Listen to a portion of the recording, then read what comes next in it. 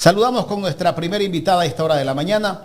Le damos la cordial bienvenida a la abogada Evelyn Solari, experta en contratación pública. Vamos a hablar con ella sobre los contratos de Progen, estos contratos amañados que se han dado dentro de este gobierno. ¿Cómo le va, doctora? Gracias por acompañarnos. Bienvenida. Estoy junto a Carla Aro. ¿Cómo le va, Jaime, Carla? Muchas gracias por la invitación. Un placer acompañarlos el día de hoy. Abogada, bien, iniciemos por una pregunta clave, ¿no?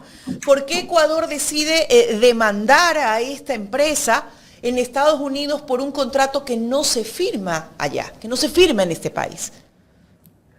Bueno, en efecto no hay muchas explicaciones de por qué decide hacerlo allá. Podría entenderse que es el domicilio de las personas demandadas, personas naturales y jurídicas que están demandadas. Sin embargo, eso es completamente innecesario.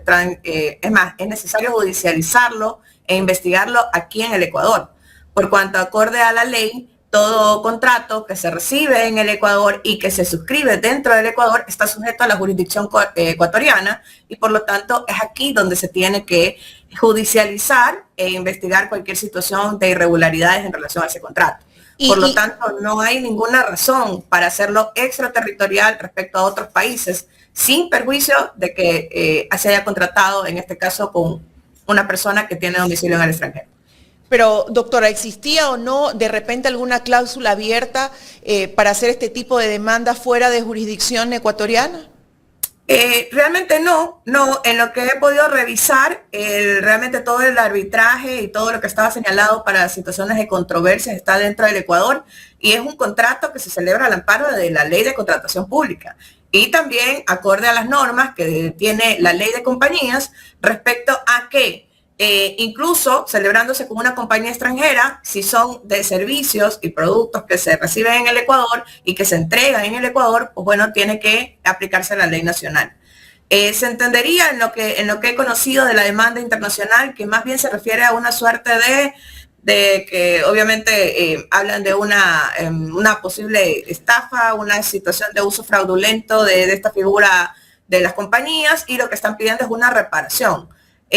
Sin embargo, pues bueno, eso digamos que es una parte de todo lo que se tiene, que judicializar en este caso y que se tiene que investigar. Doctora, en su criterio, ¿fue una estafa al pueblo ecuatoriano? ¿Cuál realmente sería el acto por el que se podía llevar a términos judiciales a esta empresa? Mira, yo creo que aquí hay muchas cosas y muchas entidades que tienen que participar que han estado en silencio. Ya, por ejemplo, se habla y se ha mencionado mucho el tema del uso de una compañía fantasma. Cuando tú utilizas el término de una compañía fantasma, inmediatamente debe intervenir el SRI, porque es el que tiene la normativa respecto para determinar si una empresa es o no fantasma. Segundo, por ejemplo, cuando tú estás indicando que una compañía ha sido utilizada para defraudar en el Ecuador, incluso en una etapa de investigación, el que tiene que intervenir es la Superintendencia de Compañías, Valores y Seguros. Y tiene que empezar a arbitrar un procedimiento que se llama inoponibilidad de la persona jurídica, que lo que trata es de develar si la compañía ha sido utilizada para defraudar, abrir la compañía, abrir el velo societario e ir contra los accionistas. Ir contra los accionistas porque quiere decir que se ha dado mal uso a una figura de una persona jurídica dentro del Ecuador. Y la Superintendencia de Compañías ha estado en un absoluto silencio, pese a que el artículo 6 de la Ley de Compañías dice que toda empresa que contrate en el Ecuador, que recibe en el Ecuador, tiene que tener un apoderado. Ese apoderado debe estar registrado en el Ecuador. Además, si se tratan de contratos en el que se reciben bienes y servicios públicos, que está relacionado a este tema, deben domiciliarse en el Ecuador. Entonces no tiene ningún sentido este tema de que tengamos que irnos a buscar a otro país cuando sí tenemos por ley que tener aquí un representante en el Ecuador que se encargue de atender demandas, petición de terceros, recibir las comunicaciones y presentar la información que así se solicite. Entonces veo mucho silencio a esa parte y que no se ha arbitrado de ese órgano de control en relación sobre todo a la Superintendencia de Compañías que tiene una obligación ahí de investigar. Entonces veo falta del SRI cuando dicen compañía fantasma y es la primera que tiene que intervenir. Veo falta de Superintendencia de Compañías, que es la primera que tiene que intervenir. Ok, ¿por qué no pidieron un apoderado? Si sí hay, ¿por qué no estamos demandando al apoderado? Ya, porque realmente ahí existe mucha situación que no está aquí. Pero muy abogada, Ajá. toda esa documentación y esos lineamientos de contratación pública debieron de verse revisado antes de haber sido adjudicado ese contrato. Ese contrato fue adjudicado, no sé si estoy mal, ¿fue una contratación directa? ¿Qué tipo de contratación se dio ahí? Ok, este es un procedimiento especialísimo que se llama una contratación por emergencia, Okay. que se hace bajo circunstancias muy especiales. Y eso era algo que antes no estaba muy claro porque se confundió que estábamos haciendo una especie de COMEX, ya que es cuando tú ya no aplicas realmente la norma de la ley de contratación pública porque estás realizando una contratación extraterritorial, es decir, que no va a regir realmente totalmente el derecho en el Ecuador tal y como lo tenemos.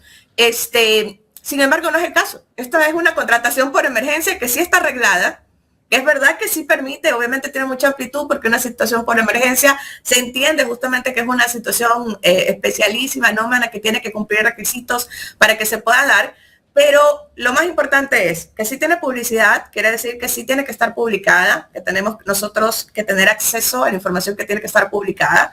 Además de eso, está bajo el control del CERCOP, ¿ya? Porque no es que el CERCOP no puede controlar y debe controlar, ¿ya? Y además de eso, pues bueno, lo que nos dice es que sí tenemos que aplicar la norma nacional. Entonces, no es un procedimiento que esté fuera de la contratación pública. Sí está dentro de la contratación pública, es un procedimiento especial que es a través de la contratación por emergencia, pero no quiere decir que no se tengan que cumplir las reglas esenciales para los procedimientos, por ejemplo, de selección y de contratación acorde a los modelos generales de pliegos que nosotros ya tenemos para poder realizar las contrataciones públicas aquí. Última pregunta antes de darle paso al licenciado Jaime de la Cruz. ¿Quién debe autorizar la demanda del Ecuador en el exterior? ¿Quién toma la decisión de demandar a esta compañía en el exterior? Bueno, esta demanda se tiene que hacer como Estado, realmente. Si lo han hecho directamente a la empresa pública, se entendería que existe, por ejemplo, una coordinación con la Procuraduría General del Estado y que han obtenido el visto bueno para poder ejercer en forma directa la representación. Pero tienen que haber existido una coordinación. Y ahí viene, pues bueno, la otra alerta. La Procuraduría General del Estado tiene que estar, tiene la obligación de hacer lo que se llaman los controles de legalidad en relación a los contratos celebrados por el Ecuador. Y aquí existe algo sumamente preocupante, que sí es algo que se tiene que revisar. Lamentablemente hay muy poca acceso a la información en relación a esto, hay muy poca publicidad del tipo de proceso, de la documentación que se ha seguido para poder llegar a esto. Pero, por ejemplo, uno de estos temas es las especificaciones técnicas de cómo se han adquirido las cosas en relación a este contrato. Una para mí de especialmente preocupante fue una en la que no he revisado específicamente el texto, pero lo escuché justamente en la noticia, que lo indicaba un experto, se llama Gabriel Secaira, un experto de temas eléctricos y que ha tenido acceso a los términos de referencia, y él indica que dentro del requerimiento de la empresa, justamente para recibir las postulaciones y recibir las ofertas, la misma empresa requerente, es decir, la entidad contratante ha requerido que los motores, pero en este caso que los equipos, sean nuevos, que funcionen a una capacidad específica, que funcionen con fuel oil, y además dice que sean nuevos o 0 horas. Si se incluyó esa especificación allí, se ha dado una carta abierta que le presentan equipos usados. Pero hay un acta de entrega-recepción, doctora. Cuando nosotros trabajamos en contratación pública, está quien recibe y firmas un acta de entrega-recepción previo a la revisión técnica de lo que te están entregando. Sí, por supuesto, pero ahí, sobre todo cuando tú ves que existe un requerimiento, que se ha hecho una solicitud de que se compre bajo esas especificaciones, ya te das cuenta que el entramado no es únicamente la empresa que recibe el dinero.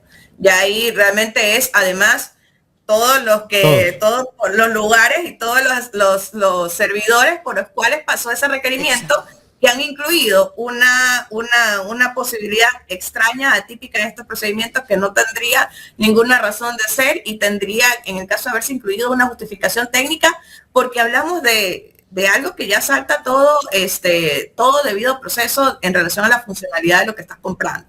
Entonces, eso es para mí, creo que una de las principales preocupaciones.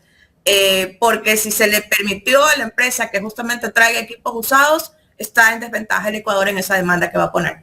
Si en efecto se logra verificar que le han permitido que sea un motor 0 horas, que quiere decir que le están permitiendo que sea un motor remanufacturado y que bajo esa condición se lo pueden recibir y se lo han recibido, pues bueno, en efecto el Ecuador está en desventaja y lo que va a pasar es que va a perder. Doctora, tal vez existe el riesgo de que Ecuador pierda el caso por un tema de competencia. Es decir, porque el tribunal diga, este asunto no me compete. Yo creo que existe al menos un 60% de que eso se dé. Realmente ahorita poner una demanda es algo que tiene que esperarse una calificación por parte de los tribunales en Estados Unidos, en este caso específicamente en Florida. Es decir, el hecho de que la hayan puesto no quiere decir que vaya a ser en efecto calificada, puede indicar que no es competente o puede indicar que incluso siendo competente no es pertinente que su intervención realmente como justicia de ese estatal. Entonces, yo creo que existe al menos un 60% de posibilidades de que ni siquiera califiquen esa demanda. ¿Y qué implicaría eso para Ecuador aquí adentro? Si los demandados podrían alegar que ya se emitió un pronunciamiento.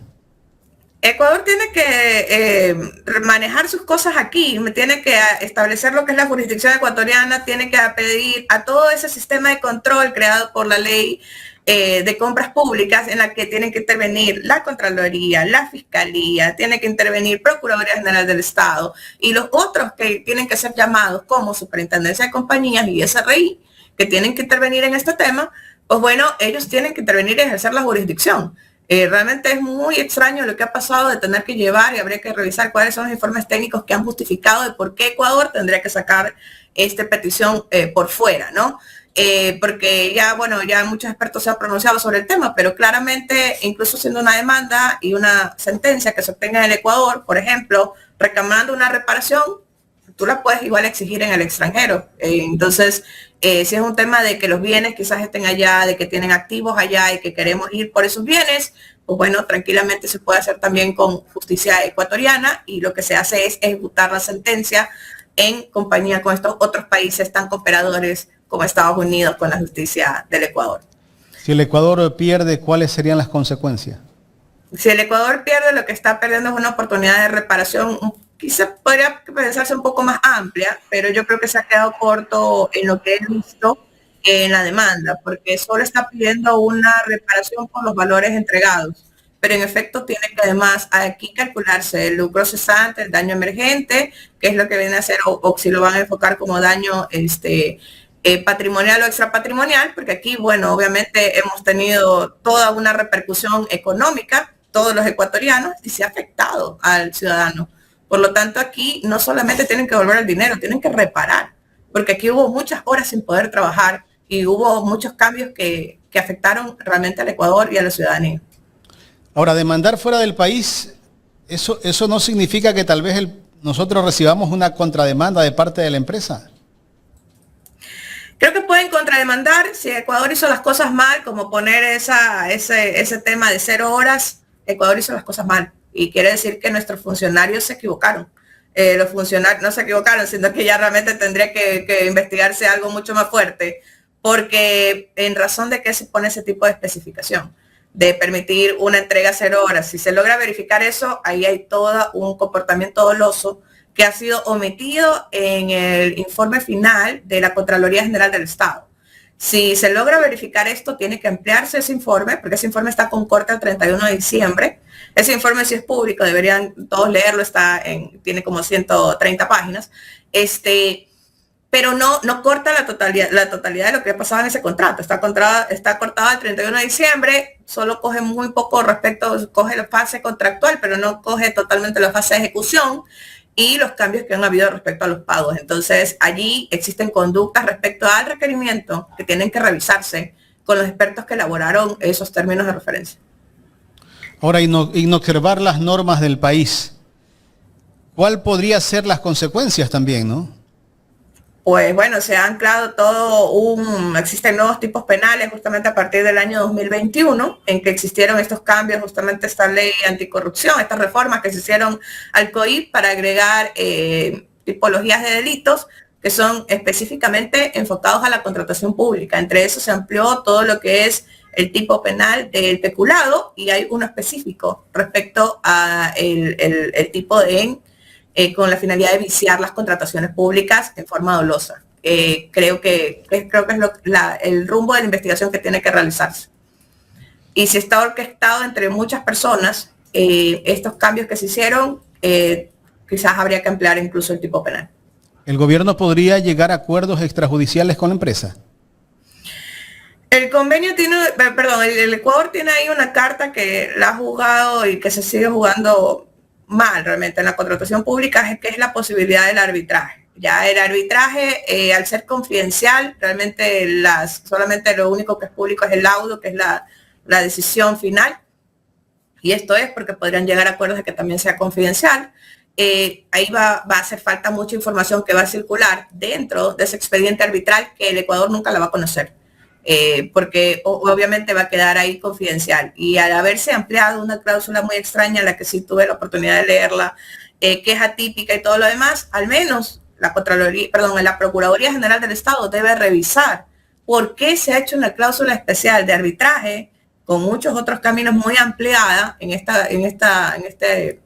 este contrato y no se ha utilizado la cláusula arbitral, que es la que está en los procedimientos, en los proyectos, digamos, de contratos generales, que es obligatorio seguirlo. Es decir, ¿por qué se ha definido una cláusula diferente para estos contratos? Este contrato no tiene un parecido al caso Chevron, que se demandó afuera. El caso Chevron, bueno, es mucho más antiguo, está regido por otra ley, tiene algunas particularidades. Yo siempre digo que si una vez que tú lo sacas de nuestra jurisdicción, lo que está quitando es publicidad al tema. Si en efecto ni siquiera le califican, lo que has hecho es ganar tiempo, porque se van a demorar mucho en calificar. Y obviamente todo esto va en el tiempo, vas dando muchas posibilidades, vas dando las posibilidades de que distraigan bienes, vas dando la posibilidad de que se empiece a blindar la empresa, se traspase la empresa a terceros, etcétera, porque la empresa está habilitada para seguir trabajando y contratando. Es decir, no se le ha hecho nada, no está intervenida por la Superintendencia de Compañías. Entonces es una empresa que está hábil para seguir contratando y hacer lo que a bien tenga ellos, sus accionistas y sus representantes legales. Entonces tienen una carta abierta para seguir haciendo lo que consideren. Doctora, entonces la similitud es que se ha dado, se trata de asimilar que se está protegiendo cuando, pues bueno, no es así. Doctora, ¿qué pasó con las pólizas de garantías? ¿Hay pólizas? ¿No se dieron las pólizas? ¿Por qué este contrato no tiene pólizas? Este contrato no tiene pólizas, ya. Este contrato aparentemente, mira, en el Estado, sea contratación pública o no sea contratación pública, esto es algo que es así porque se usan recursos públicos, tú estás obligado a que todo pago tenga una contraprestación. Es decir, tú no puedes hacer pagos sin que te entreguen algo primero, ¿ya? Esa es la regla general. Si te entregan, tú pagas. Si no, no y ese es uno de los primeros requisitos, ¿verdad? Para desembolsar el dinero. Siempre que tienes recursos públicos, siempre, ¿ya? Sea contratación pública o no, es así. Ahora, existe una excepción, que es cuando tú haces desembolsos, ¿ya? Que le llaman también anticipos, sin contraprestación. Y ahí existen condiciones especiales para que lo puedas hacer, porque son excepciones. ¿Y qué es lo que te dice? Cuando eso pase, tú tienes que pedir una garantía al 100% del valor desembolsado. ¿Por qué? Porque ese valor desembolsado mantiene su calidad de recurso público, por lo tanto tiene que estar garantizado al 100%. Como particularidad del informe que consta subido por la Contraloría General del Estado, que es al que he podido revisar, el problema ahí es que ese desembolso inicial del 70% que se hace en ese contrato no se considera anticipo. Entonces, como no se ha considerado anticipo, no tiene garantía de buen uso del anticipo o las otras permitidas por la ley, porque si hay, la póliza es una forma de garantía, pero si hay otras que están permitidas por la ley siempre y cuando se garantice al 100%. Entonces, al no considerarse un recurso público y al no considerarse un anticipo, lo que han hecho es ellos el pago de una primera etapa. Y ese pago contra una primera etapa ha sido, pues bueno, en virtud del packing list, el famoso esta lista de qué es lo que se estaba enviando en ese momento del Estado extranjero al Ecuador, Y contra eso, más un informe de una verificadora, con visto bueno del administrador de contrato, pues bueno, habilitaron el primer pago, pero ya ahí hablamos de pago. Ya no es un recurso público porque no es un anticipo, y ya el pago, pues bueno, se vuelve un dinero que sale del público al privado y se mantiene como un recurso privado. Entonces, ahí estamos hablando de que realmente se ha dado una directriz en contra de los intereses del Estado, porque has pagado respecto a bienes que no has revisado, que no estaban aquí, que no habías recibido efectivamente todavía, que sí estaba en envío, pero muchas cosas pueden pasar en el envío. Por lo tanto, si se iba a pagar, no podía ser el 70% del valor del contrato. ¿Y qué responsabilidad puede tener el CERCOP? Muchas, por ahora veo omisión, porque respecto a otras cosas es muy claro, porque tumba procesos y en este caso no ha pasado nada, pues.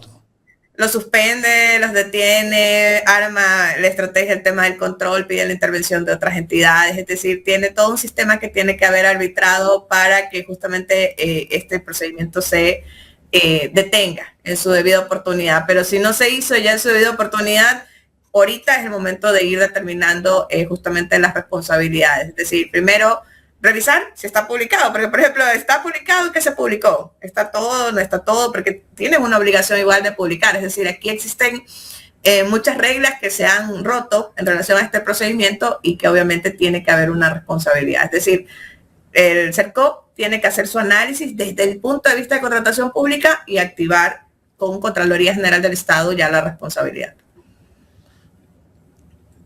¿Qué criterio usted tiene sobre la actuación del Procurador General del Estado, ¿no? Que también como que les ha aceptado lo que ha planteado el gobierno en demandar a la empresa allá en los Estados Unidos?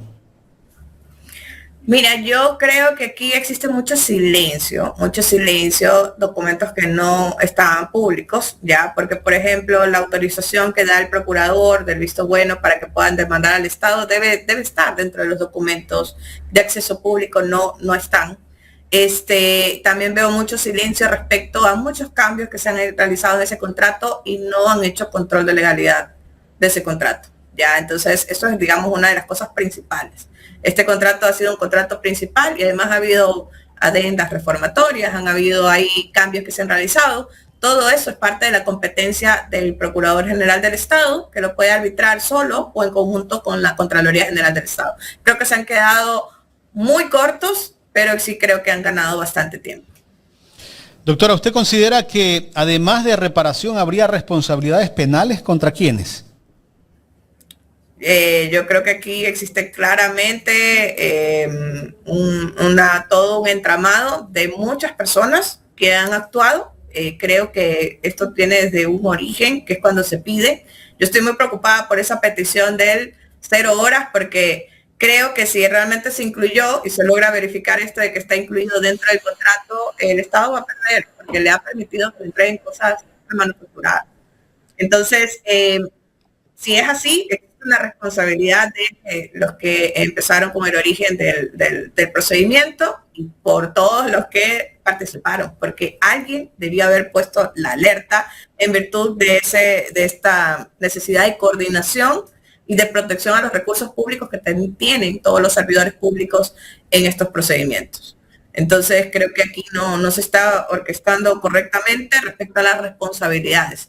Creo que es muy importante también ver procedimientos anteriores. ¿Por qué tantas excepciones con este caso? ¿Por qué tantos cambios? ¿Por qué cláusulas especiales? ¿Por qué situaciones anómalas y atípicas? ¿Cuál es la justificación técnica? Entonces, todo eso debe revisarse y debe revisarse con expertos, porque por ejemplo este tema de la especificación de que puede ser un equipo nuevo o 0 horas, necesitas una visión técnica. Porque si tú lo lees como 0 horas, tú dices, sí, es nuevo, pero no, el 0 horas es una forma de mantenimiento de equipos viejos, que vuelves a estado cero un equipo, y obviamente es el camino para que te entregue un equipo remanufacturado. Doctora, son generadores que se fabricaron hace 60 años, no nacíamos nosotros, y ya habían sido fabricados estos generadores. Y lo sorprendente es que decían que no podían revisar esos generadores, les pusieron una manta blanca, los arroparon para que nadie los vea. Y eran generadores que habían llegado chorreando aceite acá al país. O sea, tanto misterio. Y el gobierno sabía, yo creo que sabía desde el primer momento cuando ya habían traído esos generadores que eran usados, porque ellos estaban haciéndose los locos. Creo que sí, definitivamente tienen que saber, creo que desde que lo pusieron la especificación, o sea, esto aquí ya es algo que tiene que haberse hecho necesariamente con coordinación, porque esa especificación de 0 horas es atípica, o sea, ¿quién la pidió? ¿Por qué la pusieron así? Select no compra así, ya, Select ha comprado este tipo de generadores y tiene muchos tipos de procesos que se pueden asimilar y no tiene esta especificación. ¿Por qué se dio esto aquí? Entonces creo que ahí está algo orquestado desde el origen y por lo tanto debe cumplir con este caso con las sanciones, las responsabilidades civiles y penales, así como persigue a los que hacen estudios de mercado, o sea, un servidor público X respecto a un estudio de mercado, no al contratista, porque son expertos en eso, en perseguir a veces a uno de los eslabones y no el que recibe el dinero. Entonces, así como persiguen a esos servidores públicos, la Contraloría, pues bueno, ya inmediatamente debe haber arbitrado las acciones para poder determinar responsabilidades. Pero sí, creo que aquí hay algo orquestado, necesariamente tenía que haber sido así, porque si viene desde la especificación, quiere decir que todo lo demás, en efecto, ha seguido un hilo de cosas que están mal. Y ahora las garantías, a ver, no de las garantías, sino la experiencia de esta empresa. Esta empresa tenía experiencia, los certificados que presentaron, esos certificados fueron reales o fueron certificados adulterados. ¿Qué pasó con Astrobrixa también? Entiendo que ya de las investigaciones que van realizando hay algunos documentos que han determinado que sí son falsos, ¿no? Tendría que eso continuarse con la investigación, pero por ejemplo todo eso tiene una sanción. Pero esto no es solamente el uso de un documento falso. Aquí hay algo más grande. Aquí existe una situación de defraudar al Estado. Es decir, se han hecho muchas cosas para contratar que se pague, porque esa cláusula dice pago contra packing list no es tampoco una cláusula típica. ¿Por qué se hizo así? Es decir, esto requiere mucha especificación de por qué el Estado ha arbitrado esta serie de cláusulas que claramente van en contra de sus intereses. Entonces, esto requiere mucho estudio, mucha especificación para poder seguir determinando, pero creo que el documento falso es irse en contra de una pestaña, cuando aquí lo que realmente pasa es algo mucho mayor. Entonces, el documento falso es parte de las cosas mal que se han hecho, pero creo que debe irse en contra del perjuicio total y debe esto tratarse como algo íntegro y como un entramado que se ha hecho para defraudar al Estado, porque realmente es lo que ha pasado. Y creo que va a ser muy difícil el tema de la recuperación, porque cuando tú le has quitado la calidad de anticipo al valor que ellos recibieron del 70% y lo denominas pago, todo eso jurídicamente cambia la forma en que el Estado puede perseguir esa obligación y recuperar esos valores. Entonces ahí ya existe otra desventaja seria jurídicamente para el Ecuador. Doctora, quiero agradecerle por el tiempo en esta entrevista. La verdad que nos ha sacado muchas dudas. Bueno, les agradezco mucho, Carla, Jaime, un placer estar con ustedes. Gracias por la invitación. Gracias a la doctora Evelyn Solari, experta en temas de contratación pública, conversando con nosotros sobre el caso Progen, los escándalos de este gobierno, que se lavan las manos como Poncio Pilato algunos asambleístas. Dicen que ellos no son los culpables, que la RC es la que no les ha permitido fiscalizar. Sinvergüenzas, cínicos, caraduras. ¿Hasta dónde llegan ustedes? Ya deben de ponerse una máscara mejor y decir, nosotros somos los que no fiscalizamos, pero tenemos que culpar a otros, así como el gobierno, ¿no? El gobierno sale a decir que la culpa de la crisis de salud es culpa de Correa. Cínicos, pero así con mayúscula. Este es el gobierno del Nuevo Ecuador. Y el que nos dice no arriesguemos lo ganado, cuidado, vamos a arriesgar lo ganado, lo que están ganando ustedes en estos contratos que se están llevando al país en peso. Sí, en estos. Y que se han quedado mudos Esto tenía que haber sido denunciado hace 14 meses y no dijeron nada. Nada, absolutamente nada. Dicen que son el nuevo Ecuador. ¿El nuevo Ecuador para qué? Para llevárselo ustedes. Porque ustedes sí están viviendo el nuevo Ecuador. Por todos los contratos que están sacando del Estado para favorecer a ciertos grupitos, a familias.